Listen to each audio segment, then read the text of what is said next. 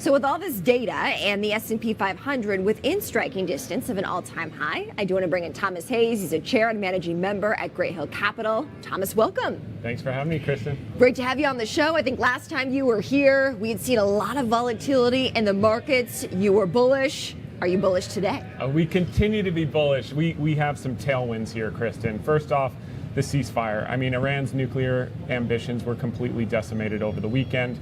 Boeing bunker bombs absolutely decimated the sites. Then you've got the big, beautiful tax bill.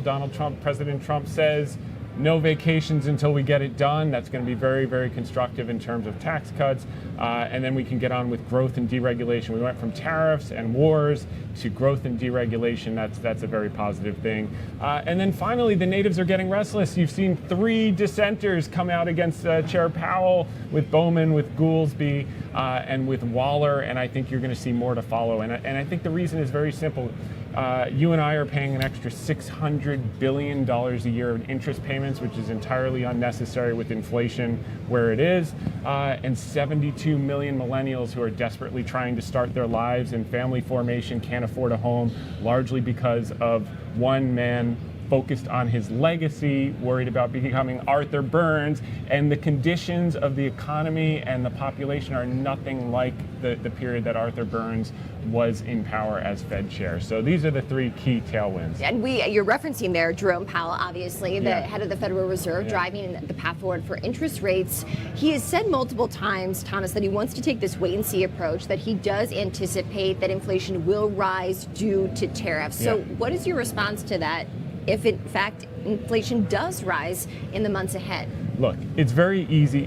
If his the Fed mandate, they're supposed to be data dependent. He is now prediction dependent. Jay Powell is so certain that inflation is going to rise. But if you look at his summary of economic projections, he acknowledges it's a temporary bump. It's like a one-time tax. Also, if you look at his predictions, he's showing real GDP at 1.4%. If he believes in his own predictions, he should have cut 50 basis points in June. So you can't have it both ways. I think this is one of the first times in history we're seeing the Fed being prediction dependent versus data dependent. And that's a risk. And I think the pressure is on because, if you look at the average age of a person buying their starter home, it's been pushed back, 5 some odd years because he got transitory wrong and he got autopilot wrong. So it's time to get it right. And this is a chance to preserve his legacy. And you know what? If he is right, he can always hike 25 basis points. It's much easier to quell inflation than it is to deal with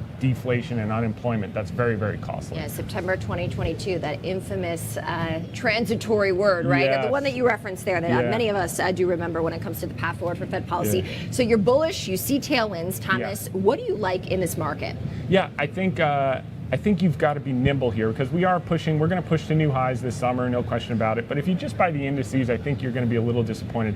You got to look under the surface for the things that haven't moved yet. If you look at earnings growth, so the Magnificent 493 first quarter, 27, the Magnificent 7 first quarter, 27% earnings growth. That will decelerate by first quarter of next year to 10.2%. The unmagnificent 493, the rest of the market went from negative earnings growth last year. It's going to be 10.3% by first quarter of next year. So basically what you have is 493 stocks earnings going up, multiple is much lower, and the 7 earnings growth basically collapsing and the multiple still high. So you want to look under the surface of the 493. I got one for you that you're going to love. Yes. Estee Lauder. I know Estee Lauder well. Okay. And we've seen them down here on the floor of the stock exchange quite a bit. Yeah, they completely screwed things up. Okay, but Turnaround Tom loves turnaround stories. Great businesses when they're marked down.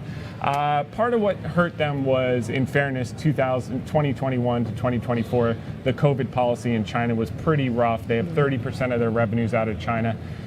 As bad as that was, and the stock's down 2/3 because of that, they did maintain 99% of their share in China. So as China is now starting to recover, they're going to get that tailwind. They're number 1 in the premium brand category in skincare and in cosmetics across the world. And they have more than one brand. Sometimes I say Estee Lauder and people go, oh, isn't that just mostly old ladies, blah, blah, blah. First off, it's phenomenal makeup. They do well with my clientele, I'll tell you that. Okay, well, you're too young for it. All right, Estee Lauder, they've got MAC, they've got Dr. Jart for the young kids, the Korean stuff, they've got Clinique, they've been buying and selling brands for over a century, and they're going to continue to do the same. They're going to pivot. They've got a margin reacceleration plan. They've got a new CEO in place. Deutsche Bank upgraded on Monday to $90. Stocks are 70, 75 right now. This can be a double over the next 3 to 5 years. We love high quality businesses. This is compounded capital at double digits for decades. It's going to continue to do so. Everyone wants to look and feel good, right? Yeah. Right. We will be watching Estee Lauder indeed. Anything else, Tom? Yeah, I've got a hairy one that no one's going to want, which I always have to bring you one that makes people a little bit uneasy. Advance Auto Parts, okay? They got it completely wrong. O'Reilly's eating their lunch, and they brought in a new CEO named Shane O'Kelly. He's been turning the business around. He came from HD Supply, $7 billion business at Home Depot. He sold off Canada, paid down some debt, sold off, closed 500 unprofitable stores, started cleaned up. Now he's starting to re-expand. He's opening 100 new stores in those areas where he's number 1 and 2 in the market, which is 75% of the stores now, consolidating distribution centers to get the parts to the professionals quickly. Margins are going to expand from 2% to 7.5% over the next couple of years. Last time margins were that high, the stock traded about $150. It's only $50 right now. So we think that could be a double to a triple over the next 3 to 4 years. So I do want to ask holistically, obviously it sounds like the Fed could be a risk to the downside if they are late on lowering rates, Thomas, but in terms of where we go from here, if you are bullish, what is your target for the S&P 500? Yeah, that's a good question. In terms of the S&P 500, I don't spend a lot of time with that because I'm not correlated as much to the S&P 500. I look at discrete businesses. But I think we can, history says when you have this type of V-shaped recovery, 12 months out, after you rise 20%, as we have in the last couple months, the market's up on average another 20%. So I think 7,000 in sometime in 2026 is a realistic expectation. Probably towards the end of the year, this year, maybe 6,500, 6,600 would be a reasonable expectation. But new highs, and then we get into some fall volatility, and then probably year-end rally. All right, we like to see a lot of green on the screen down here on the floor of the stock exchange. Thomas Hayes, he's a chair and managing member at Gray Hill Capital. Thomas, thank you. Thank you for having me.